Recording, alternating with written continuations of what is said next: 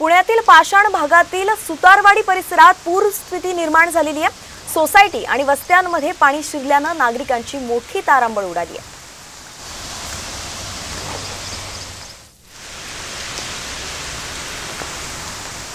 मुसळधार पावसामुळे पुण्यातल्या अनेक भागामध्ये पाणी शिरलेलं आहे। सगळ्यात जास्त प्रभावशाली झालेला भाग जो आहे तो सिंहगड रस्ता परिसराचा आहे।